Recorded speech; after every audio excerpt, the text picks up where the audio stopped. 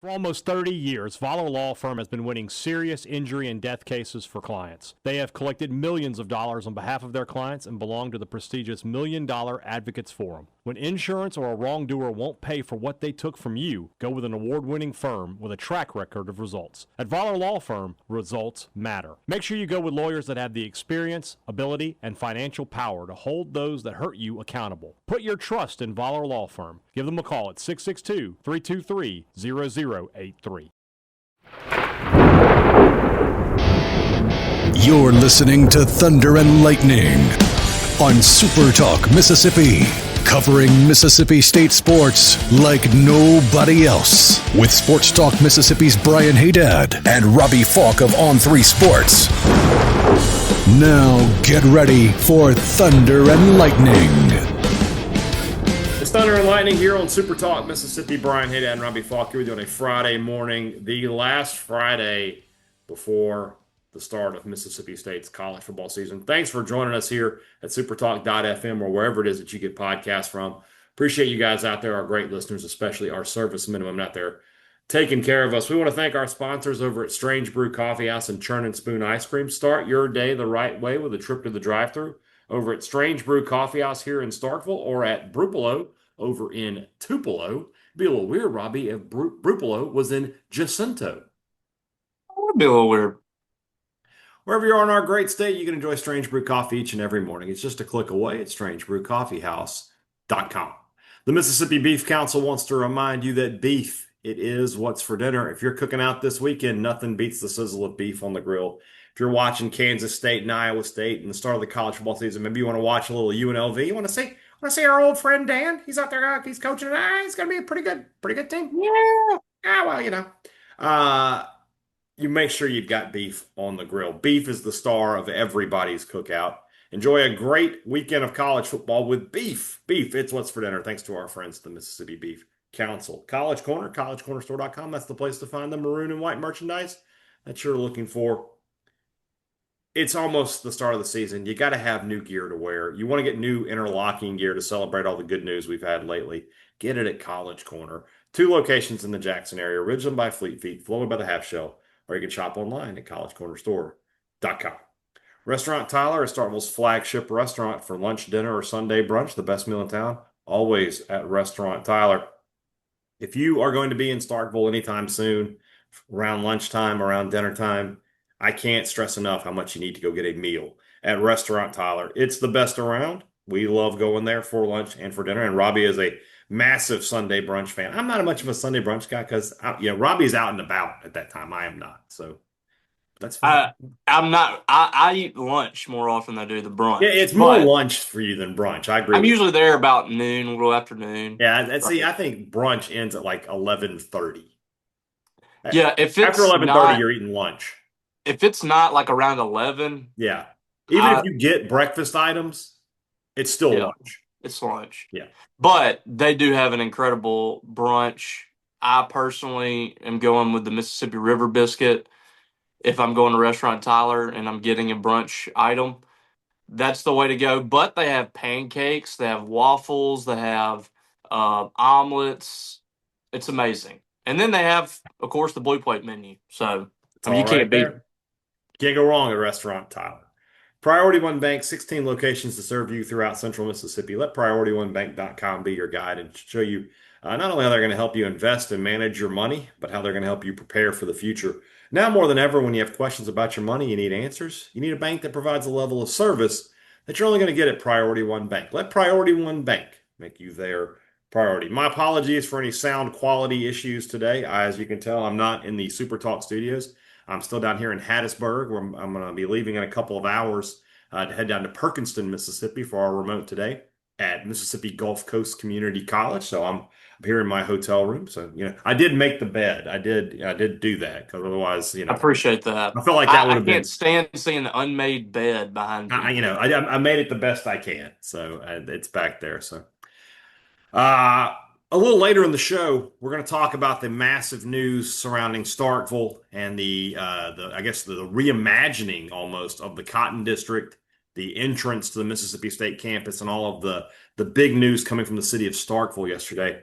But as we do every year on the show, I like to break out some over-unders for Mr. Falk over there. And I want to get his thoughts on statistically where he thinks this team could end up in some ways.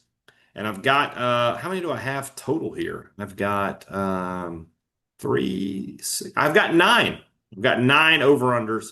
I want to get Robbie's thoughts on, and I'll give my thoughts as well. Let's start in the passing game. And Robbie, we are going to make these over-unders with the assumption of a healthy Blake Shapen, right? I'm not playing the whole. This is a 12-game Blake Shapen that we're gonna get these over-unders on. So over-under for Blake Shapen, 3,100 yards passing. 3,100. Mm-hmm. Just for the record, Mississippi State a season ago between Van Buren and Shapen, just shy of 2,900 yards passing. Yeah. The question that I would have here is, whether or not he's going to be able to stay healthy. That would be. But that's the assumption we're making here. And so my assumption is that, based on the past, that he might have trouble doing that. Okay. I'm going to say under just because we have not seen a full season of Blake Shapen, especially here. I think he played – I don't know if he played a full season at Baylor, did he? I think he got one season in at Baylor. So I'm going to say under. Okay. Just because there might be a game or two where he's out. I mean, it's a fair thing to think about whether or not he's going to stay healthy until he actually does it. That being said, if he were to, let's make the assumption that we get 12 games of Shapen. What would your thoughts be on that? I think he could hit 3,100 if he's fully healthy. Yeah, I mean, we're talking about. So we'll say if he's healthy, yes. Right. If he's not, obviously, no. Let me see. I didn't do the math here, but 3,100. We're talking about 258 passing yards per game. That feels like I mean, it's a decent number, but it's not. It doesn't feel unattainable, right? No. So all right. So Van Buren had 1,886 yards last. But he only completed 54% of his passes. I would assume Shapen would be much higher. Would be closer to that, 62, and he missed 63%. Missed the first 4 games, essentially. He didn't start in those games. He didn't play a ton in those games. And then he's playing as a true freshman against Georgia, Texas, Tennessee, Ole Miss, all of them. Mm-hmm. So I think it's reasonable to believe you add in the 4 more games for Blake Shapen with those numbers, plus you up the completion percentage by, I would say, over 60%. Yeah, I'd say probably closer to 63, 64%, to be honest. Almost 10% more completion percentage. Easily been there. Yeah, I think that Shapen, had he been healthy last year, probably hits that number. So looking at last season, 258 a game would have been 4th in the SEC. Dart was first at 329. Nussmeier was second at 311. Now, these guys played 13 games. So there's an extra, game in there for them. But regardless of that, Carson Beck only played 13 games, didn't play in their playoff game, and really only played 12 and a half games. He's at 268. So my guess is had he played the full SEC championship game and played the playoff game, he'd probably be around 275 or so. And then Quinn Ewers was 4th at 248. So State would have him at 4th in the SEC. So, when you look at it from that perspective, maybe that's a little high, but I do believe that number is attainable. Like I said, if State a season ago had 2,900 yards passing with a quarterback completing only 54% of his passes the final 8 games of the season. I think that's a reasonable number. I don't think that's overkill. What about for touchdowns, Robbie? I've got an over-under of 25. State threw 19 touchdowns last year. For Blake Shapen. Yeah, full Blake Shapen, 12 games, 25 touchdowns. I'm going to say under. Okay. On that. So I'm pretty much at under on the yards and the touchdowns for Blake Shapen, just because I don't know if he's going to be able to stay healthy. I think if he is healthy, then he can get to the 31, but it's going to be close. Mm-hmm. But essentially right now I'm under on both the yards and the touchdowns. Yeah, I think touchdowns, because again, if he throws 23 touchdowns, and we've talked about it the past couple of days, we both think State's going to be a very run-heavy team this year, that they're going to be more run-focused. So it's possible that, a lot of those touchdowns are going to be on the ground for State this year when they score, especially in the red zone. You're going to feel like they're going to be a team that there's not going to be a lot of 1 and 2 and 3 yard touchdown passes from this team. There's going to be a lot of 1 and 2 and 3 yard touchdown runs from He this was team. on pace last year, I think, to be under that. Didn't he He have had 8 eight touchdowns touchdowns last year? in. No, I don't know. He had 8 touchdowns in 3.5 games. Now you got, the first game is kind of a mess up there, but he was on pace for what? So 24, I guess. That's Yeah, what I'm saying. He was still just on pace under. to be under because he was going into the fourth quarter when he got hurt against Yeah, that's a Florida. good So I point. don't know if he It's would not have like really hit three and a that. half. Yeah, you're right. Plus, on top of that, you're going into SEC play. Yeah, It's reasonable to assume that those numbers would have gone I agree. down, or they could have gone up and they could have got better. But as of right now, I'm under on that. Okay. Let's go to the running game. I didn't want to pick out one guy and because I think Booth and Bothwell both have huge roles to play. So I went combined here, a combined 1,800 yards from Devon Booth and Fluff Bothwell. What do you say? So last year, as a team, they rushed for Hmm 1655. Yeah. I think that goes up this year. Mhm. But do we see those two backs reaching that number? If you Is see the those two question. backs reach that number, it probably means Daniels is probably around like 300 at best, right? Yeah. Hmm. Because I think they're going to have a three-man rotation there. Booth had just under 800 yards last year. Of course, Fluff Bothwell had over 800 Yeah, yards. it's South Alabama. I expect them to be more run-heavy this year. Hmm Mm. Set a good number here, I think. That's a interesting number because I think everything's going to be. I'm gonna go under Okay. for those two combined. hmm I'm going to go under on that. I don't know. That's going to be somebody would have to be 1,000-yard rusher, I would believe there. And then on top of that, you have like a Davon Booth being 1,000-yard rusher. You need Fluff to be what he was last year at South Alabama. And is he going to get the same amount of carries, Yeah. the same opportunities when So you you're have? either getting somebody at 1,000 and somebody at 800, or they're both getting 900 is where we're at here. Yeah, and that's a lot. That's a lot of Yeah. yards The only for thing I two would guys. say is I think I'm going to go over because I really do think this team is going to run the football well. I think that last year, those first 4 or 5 games, State just could not run the football, and then they finally got into a groove. I think they get off to a better start this year. I think they're able to run the football in Southern Mississippi, on Arizona State, certainly on Alcorn, and then again on Northern Illinois. Last year, what happened against Arizona State and Toledo in the running game, I don't foresee it happening again this year. So, I think you get a little bit more of what you had at the back end of last season when State was able to run the ball effectively. I'm gonna go over. I think Booth can challenge for 1,000, and I think Bothwell can as well. So That's a lot. Yeah, last year you had Booth and Daniels were somewhere around 1,300 yards. 1,300. Yeah, That's another 500 yards they got to make up in there. but if they have, think about the Arizona State and the Toledo games. I think combined they rushed for like 80 yards in those two games. If Yeah, those two games, instead of 80 yards, you're at a combined 300 yards. I mean, that's a mass. That's two. I just picked up 240 yards right there. So I think that yeah. they can do it. I think they can. But too, like we're in this scenario, we're expecting a lot out of the offensive line. A We are. giant jump from the offensive line from where they were We are. But at that point last year. I'm gonna buy into that. I haven't been overly positive this all season, but that's one thing I'm gonna buy into is that State's gonna be a much better team at running the football. So we'll see where that goes.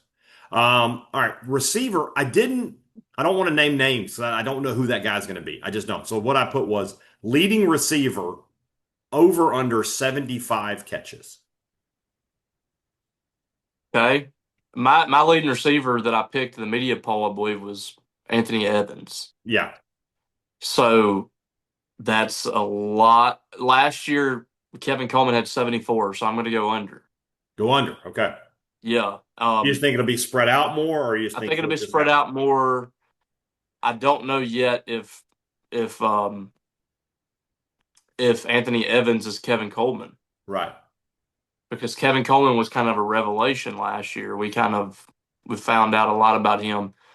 This is a very similar deal, except for Anthony Evans has even less production than Kevin Coleman did at Louisville, which wasn't great production, but it was a lot more than what Anthony Evans had. So it's asking a lot to say he's going to have automatically, 75 plus more catches than we saw from Coleman last year. It would not shock me if Seydou Traore was neck and neck for the top receiver, like in Really? catches. Yeah, it would not shock me. So if that's the case, though, I would think it would be more. You're talking about. I can't see Traore More having spread more than out. 50 catches. So yeah, you're talking Yeah, about. more spread out. Yeah, Yeah. that's interesting. Which would deviate a little bit from how this offense has gone, Which where is it's what I was been going to say. far Yeah. and away this guy's had more catches than the other guys. Because Kevin Coleman had 40 more catches Right. last year. He doubled up Seydou Traore almost Yeah. in catches. So that's So you a think little more different balance from. this year? It could be a little more balanced just because there's not a whole lot of proven commodities, and I think Seydou Traore will be leaned on a little heavier So than we saw last year. somehow I'm going to agree and disagree with you at the same time. I'm going to take the under. That Traore will be pushing for.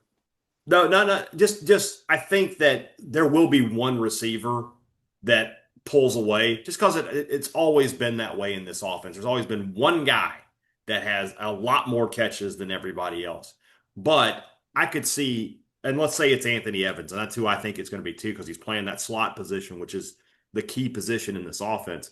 But he could have 65 catches, and Traore could still be around 30, 35 catches. The key for State is going to be having Traore 30, 35 catches, Thompson 30, 35 catches, Mosley 30, 35 catches, instead of having 75, 30, 20, 15. You got to have maybe three or four guys that are in that 30 plus range. And if you have that, you'll be fine. So I think it will be under.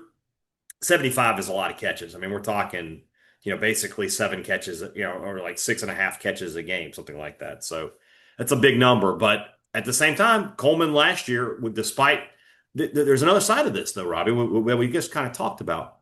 Last year, Van Buren only 54% completion rate. If we think Shapen will be closer to 62, 63%, there's got to be more catches.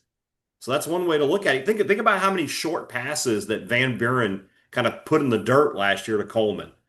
Coleman could probably easily have had 80, 90 catches had the passes been a little bit more accurate. So just something to consider. I will go under, but it could go the other way. You could see State's leading receiver, whoever it is, be an 80 catch guy. So we'll see.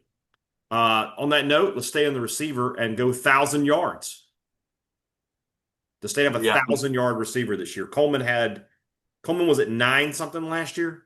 932. Okay, so can we again, if we're talking about a guy who's going to complete more passes, you got to think that you have a chance to have that. Yeah, I'm under on that too. We go under, okay. There's nobody in this offense but in fairness, I don't think anybody would have thought that Kevin Coleman could have been anywhere near where he was based on his production. But the fact that we just haven't seen a ton of production from this wide receiver crew, I'm a little cautious on them right now. So I think there's going to be a little. Then. If Coleman was back, would you go over on these? Yeah, I would have Coleman pushing for 80 receptions over 1,000 yards. Okay. Yeah. That makes sense, though. That's absolutely reasonable. I mean, you look at it, the starters that we are projecting right now, which I fully believe these are your 3 starters: Jordan Mosley, Anthony Evans, and Brennan Thompson. Right. Mosley had like 7 catches before last season. Right. And last year he had 23 catches for 405, and like 200 plus was like in the first 3 games or something, or was in like the non-conference games that didn't really matter. Yeah, a massive game against Eastern Kentucky, yeah. Yeah, and then you got Brennan Thompson, who had a solid season last year. I think he had 19 catches. He's a big play threat, but the volume, I don't know what we're going to get there. Well, and if we're saying 30 catches, we're probably saying, you talk about big play, we're probably saying between like 550 and 650 in yards. Yeah. We'd like for that. And so at that point, you're going to need a large volume of receptions for these guys to get there. Anthony Evans, I think, could break some big plays, similar to how Kevin Coleman did. Brennan Thompson obviously could break some big plays like Mario Craver. Mhm. But is it going to be enough? Like Craver last year, 17 catches for 368. That's 22 yards a catch. I think that's closer to what you'll get with Brennan Thompson. Right.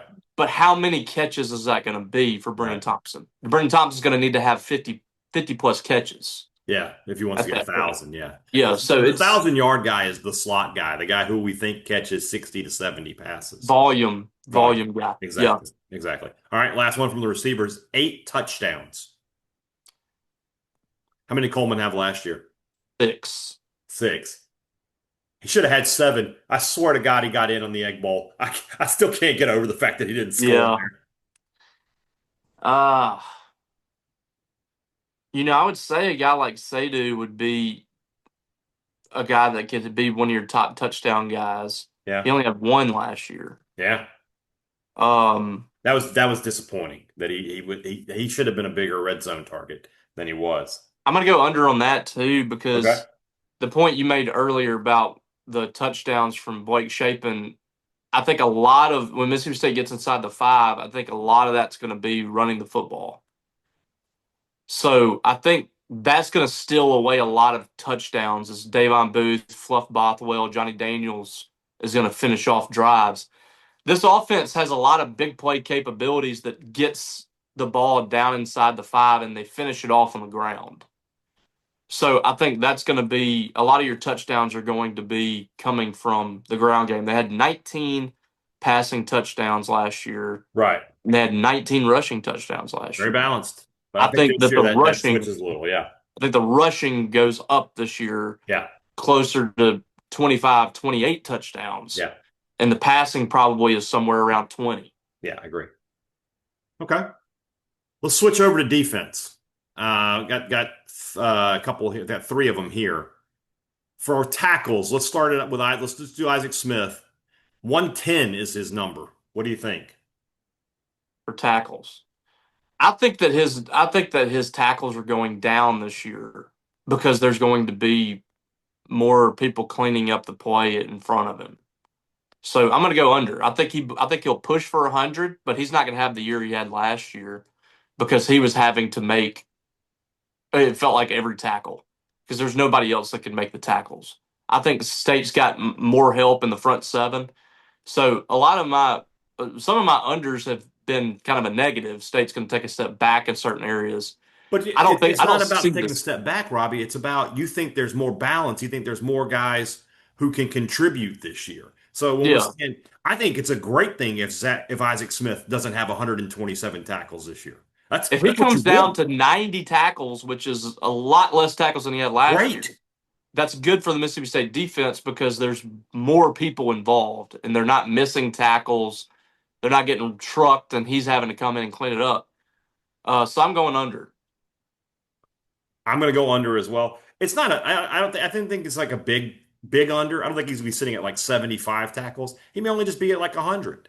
But Jalen Smith, Brandon Jennings, Zachary Tillman, and State's defensive line didn't get tackles last year. They will get more tackles this year, I think. So, and that takes some pressure off of Isaac Smith. So, yeah, I will definitely go under there. All right, these last 2 categories, I did kind of the similar as receiver because I don't know who that person's going to be. Leading sacker, 5.5. So we did the media poll, and I had Red Hibbler like 7. Yeah, you did. And maybe I was just like being a Louisville homer. I don't know if that's going to happen. But 5.5, I think, is certainly attainable. Last year, Zachary Tillman was the leading sacker with 3.5. I mean, you're asking somebody to get 2.5 more tackles or sacks than that. I think I would say yes. I would say over.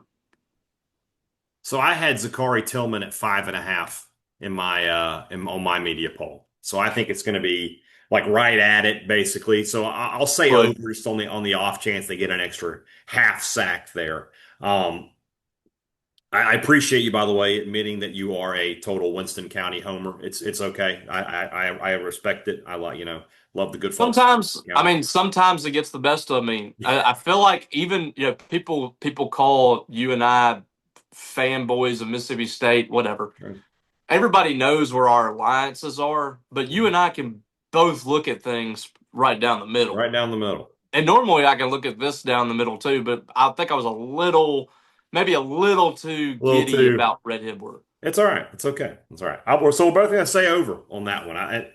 That would be a key. I was thinking about this today. Like, you think about the Southern Mississippi game. State gets like 2 sacks in the first half. Did State have 2 sacks in a game last year? Like Oh, maybe once. maybe. That The that that would crazy be a thing is, like, massive thing to keep an eye on. and then you have this over under. We're both over on the 5.5 sacks. Hmm. That is almost to how many sacks they had last year. It's Yeah. over half the sacks they had last year. Yeah. Or yeah, half Yeah. of the sacks. Yeah. They So had 10 sacks as a team. I think that'll be much improved. All right, That number is going to jump tremendously. I agree. Leading interceptor, 3.5. Oof.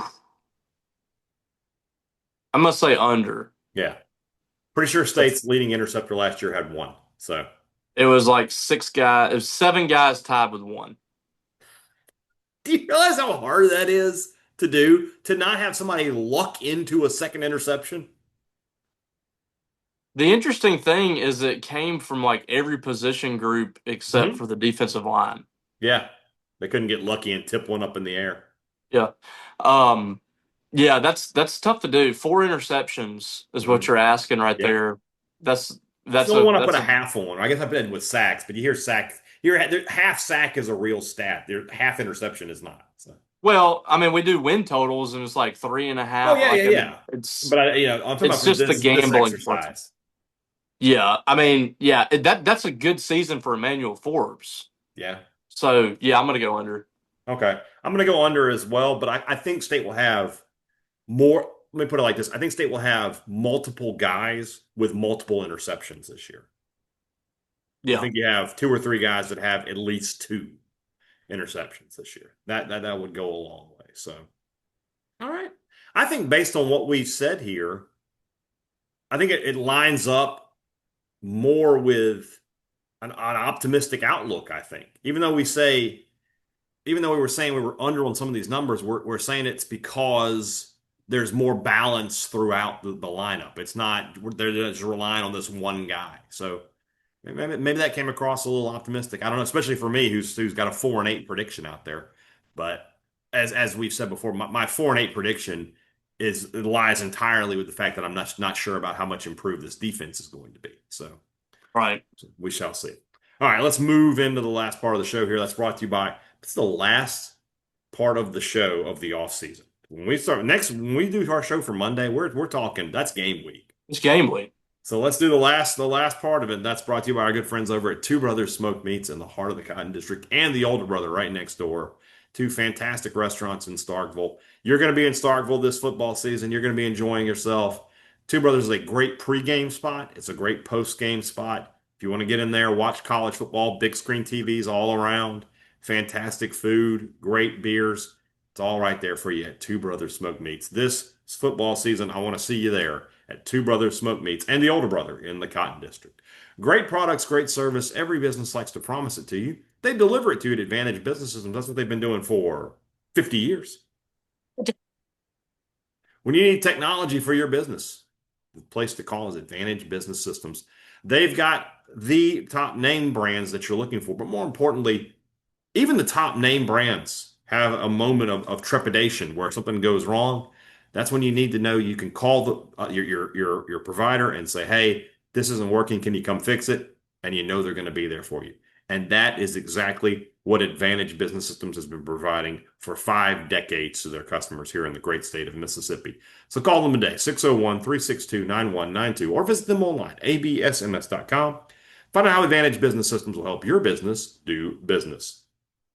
Maroon & Co. is the place to go this football season when you're in Starkville. If you're looking for great Mississippi State gear, They have the biggest and best selection of anybody in the Golden Triangle. Everything maroon and white under one roof. It's not just clothes, it's stuff for your car, your tailgate, your house, anything to let the folks know that you are a Bulldog. They've got it at Maroon & Co. Use our promo code Thunder15 to save 15% off regular price. Some exclusions do apply. Before you go to Davis Wade Stadium this fall, make sure you go to Maroon & Co. It's hot outside. You got to get out there in the yard. You got work to do. You want to get that work done before football kicks off. You need to put some John Deere power behind you, and our friends at Scruggs Farm, Lawn, and Garden are going to help you do exactly that. They've got great deals and great financing on all their mowers, tractors, and gators. It's just waiting for you to come by. What are you doing out at the house this weekend? Are you got projects that need to be done? Repair projects? You got to work out in your yard? You got to get something in the garden? Or maybe you're just cooking out this weekend. Everything I just said, Scruggs Farm, Lawn, and Garden has a product that will make your job easier. Go check them out. Scruggs Farm, Lawn, and Garden in Saltillo. They have what you want for less. All right, massive announcement from the city of Starkville, from Mississippi State University. A complete reimagining is how I'm putting it, of the entrance to campus via University Drive, the Cotton District and the campus kind of melding into one amalgamation of Tremendous word. the area. What's that? Tremendous word. Thank you. Thank you. I don't get to use it often. And something that if you've traveled the SEC as I have, and as Robbie has, and I'm sure some of you have, it's unique. There's not a lot, I think the closest one to me, just from what if I'm looking at the renderings, right? And I always feel like I never look at renderings, right? That's just me. But like LSU, they have the chimes right there at the gates. And then there's some bars and restaurants right outside of campus. But for the most part, most campuses you got to walk at least a block to get from campus to what you would call an entertainment district. This is going to kind of bring that together. Tremendous new hotel going into the area, the Madelon. I had to explain to Borky. He's like, why don't y'all call it because it's modeled after the Memphian Hotel in Memphis. He's like, why aren't y'all calling it the Starkvillian? And I had to give him the whole, well, that's Borky. What you don't know is that Madelon was the original fight song of the university. He didn't know that. So that's going to be it's a 7-story hotel. If I'm correct, that's immediately the tallest building in Starkville. Rooftop bar. You can see out onto campus. It's a really cool development. Now, you and I both know there's going to be some growing pains with this. We're going to have some times where it's difficult to get around in the Cotton District, difficult to get onto campus. But when this is finished, this is going to be unique to Mississippi State, unique to Starkville, and it's going to go a long way in, you and I know, and we have fought against the narratives about the city of Starkville for the whole time we've had this podcast and beyond. This is going to go a long way in dispelling some of those narratives. Yeah, after this, if you're still talking about Starkville the way that you have, you just don't like Starkville. You don't like Starkville. You're lazy. You haven't been there, or you haven't been there in a long time, because this is going to be really cool. I promise you, opposing fans from SEC schools are going to love this, because they can go to the Cotton District, they can drink, they can eat, they can stay in the hotel, whatever, walk across that land bridge, and you're literally at the football stadium, or right. You're at the junction. It's going to be incredible. I love the fact that Starkville has really embraced the university as its lifeblood, and for Mississippi State too to embrace the city of Starkville. They've kind of come together. And that was not always the case. It wasn't always the case. Not always the case at all. And I think you got to give a lot of credit to Dr. Keenum and to Lynn Spurl. They have the partnership school now. Starkville has fully embraced Mississippi State as its lifeblood. It's Mississippi's college town. That they have completely branded around the fact that they are a college town, and that's 100%, what Starkville is all about. And I think it's really going to push Mississippi State towards the top of the SEC as a pure college town. Now, there's places out there like, Kentucky is, I would Yeah. consider it like a city, Lexington, and Nashville, even Lexington, Baton Rouge to a Nashville. certain extent. Yeah.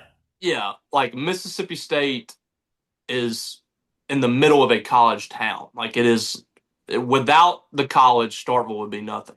Right.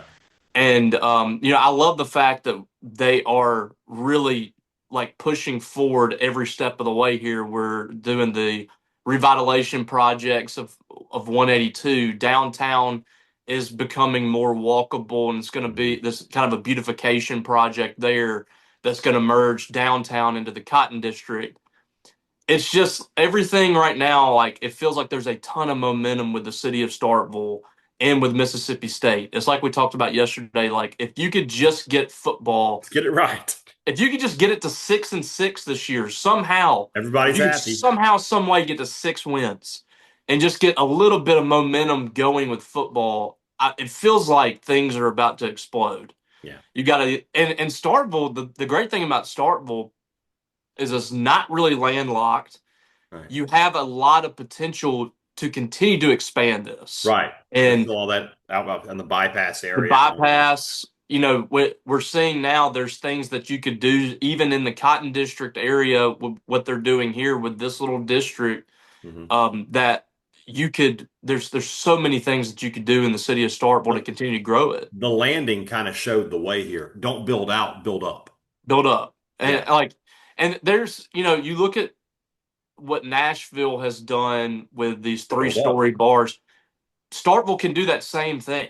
You don't Yeah. have to have you don't have to be taking up a ton of space to have a really cool spot to go Yeah. to.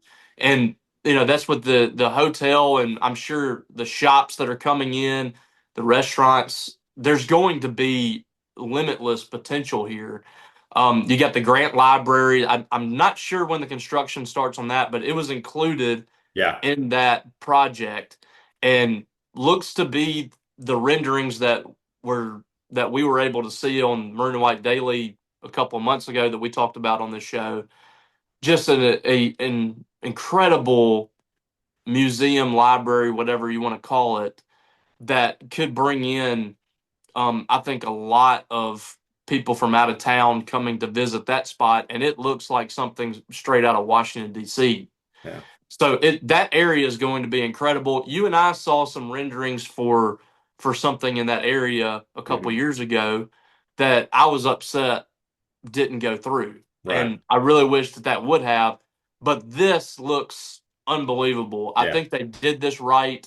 I think it's going to be incredible. It's going to be a couple of years, and Yeah. We're gonna have some pains in there. There's no getting around. I mean, right now trying to get downtown Starkville, there's some pains, with that. but with the way I always look at that when I see that is progress. Yeah. If you didn't see all that, if you weren't being detoured all the time because there was construction going on, then it just means it's just you're just sitting there. And that's what Starkville's done for years. Starkville has just been sitting there.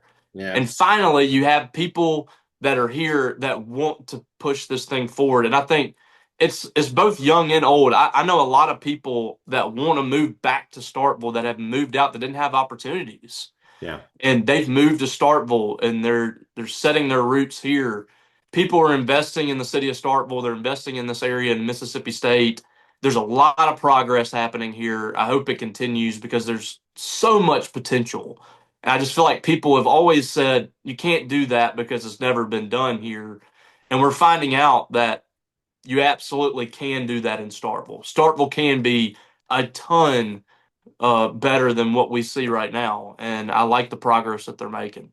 I believe the Madelon is scheduled to open 2027.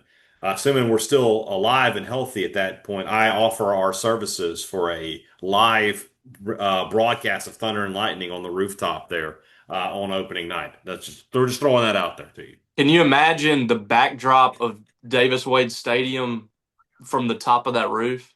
Yeah, that'd be awesome. All right, so speaking of Davis Wade Stadium, we call dibs. We got dibs. We get the nobody's first show ahead of us. Yeah, we're first on the list. The first show on that rooftop. So, speaking of Davis Wade Stadium, unfortunately, I'm not going to be able to make it. Robbie, are you going to be at this event on Monday? On Monday? Monday evening? What event? Oh, we got an email about it. Did you not see this? And Brandon just put something about it in the group text.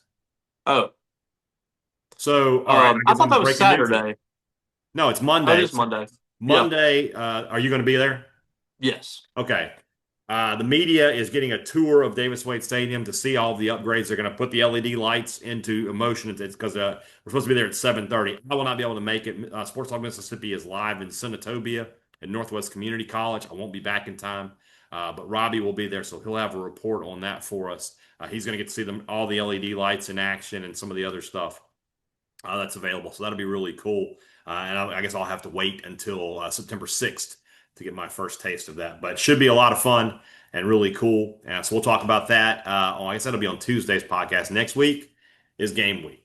We got a lot to talk about. We got Jeff Lebby press conference. We'll have our first SEC picks on Tuesday shows. So the pick'em begins again as it leads into Friday and the first three Ps of the 2025 season. I'm excited. I know Robbie is, and I know that you guys are as well. We're excited to be here with you. All right, guys, we'll talk to you again on Monday when it will be game week. For Robbie Faulk, I'm Brian Hadad. Thanks for listening to Thunder and Lightning here on Super Talk, Mississippi.